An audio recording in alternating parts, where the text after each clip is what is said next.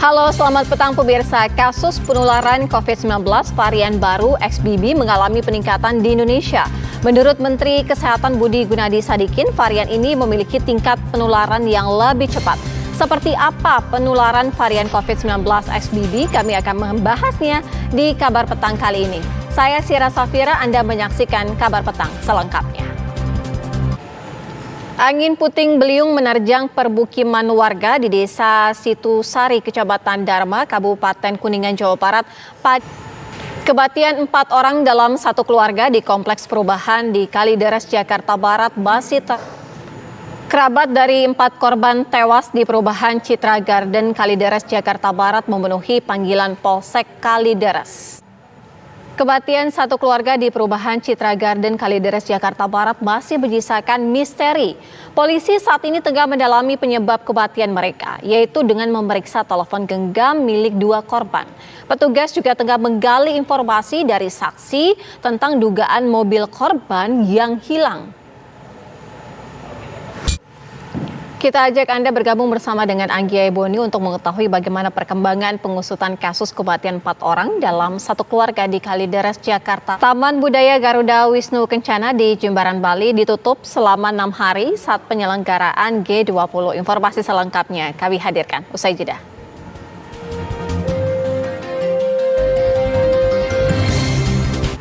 Pemirsa, Taman Budaya Garuda Wisnu Kencana yang berada di Jimbaran, Kabupaten Badung, Bali ditutup selama 6 hari ke depan. Garuda Wisnu Kencana atau GWK ini nantinya akan menjadi lokasi gala dinner atau jamuan makan malam Kepala Negara. Menko Kemaritiman dan Investasi Luhut Binsar Panjaitan meresmikan pembangkit listrik tenaga surya terapung milik PLN Waduk Muara Nusa II Kabupaten Badung, Bali. Menko Luhut menyatakan PLTS terapung merupakan bentuk keseriusan pemerintah dalam pengalihan energi fosil ke energi baru terbarukan. Informasi terkini dari persiapan pelaksanaan KTT G20 di Bali akan disampaikan oleh reporter TV One Yasin Idris. Yasin, bagaimana dengan persiapan sejumlah tempat Lalu seperti apa penularan varian COVID-19 XBB? Kami akan membahasnya di Kabar Petang kali ini. Usai jeda, tetaplah bersama kami.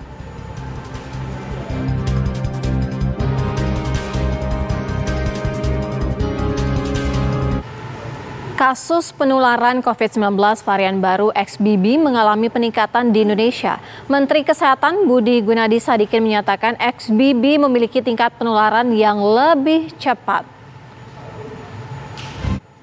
Pemirsa, kasus COVID-19 varian XBB yang sudah terdeteksi di Indonesia harus segera ditangani serius oleh pemerintah. Bagaimana upaya Kementerian Kesehatan agar penyebaran virus kategori varian baru ini bisa ditekan? Sudah bergabung bersama kami juru bicara Kementerian Kesehatan Republik Indonesia, Dr. Muhammad Syahril.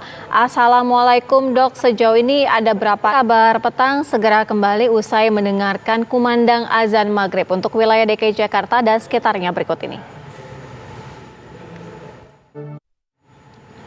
Selamat menjalankan ibadah sholat maghrib bagi Anda di wilayah DKI Jakarta dan sekitarnya. Kita lanjutkan kabar petang. Ratusan warga Dusun Gunung Sari, Ciamis, Jawa Barat terisolir karena akses jembatan gantung Lintung Lanang putus akibat luapan Sungai Ciseel. Petugas gabungan harus menyusuri sungai dengan perahu untuk menyalurkan sembako.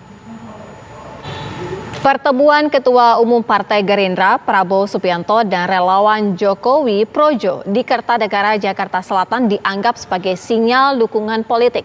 Informasi selengkapnya kami hadirkan usai jeda.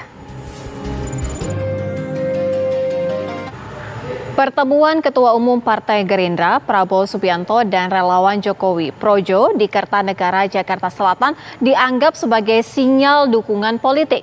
Pejabat politik Adi Prayitno menilai konsolidasi yang dilakukan Projo dengan Prabowo untuk menghilangkan kesan bahwa Jokowi hanya mendukung satu nama saja. Saat menghadiri HUT ke-8 Partai Perindo, Presiden Joko Widodo menceritakan kemenangannya di Pilpres 2014 dan 2019. Di acara yang juga dihadiri Ketua Umum Partai Gerindra, Prabowo Subianto, Jokowi menyebut bahwa 2024 mungkin menjadi giliran Prabowo menjadi presiden. Benarkah pernyataan Jokowi sebagai bentuk sinyal dukungan sang presiden kepada Prabowo? Longsor yang terjadi pada Jumat pagi di Desa Salubaka, Kecamatan Mambi, Kabupaten Mamasa, Sulawesi Barat mengakibatkan 1 orang meninggal dunia. Sementara itu 7 korban lainnya masih dirawat intensif di puskesmas setempat. Seorang petani di Kabupaten Tuban, Jawa Timur sukses membudidayakan melon jenis Melonia. Informasi selengkapnya usai jeda. Seorang petani di Kabupaten Tuban, Jawa Timur sukses membudidayakan melon jenis Melonia. Dalam setahun, melon bisa dipanen hingga 3 kali dan dalam sekali panen mampu menghasilkan 15 ton melon.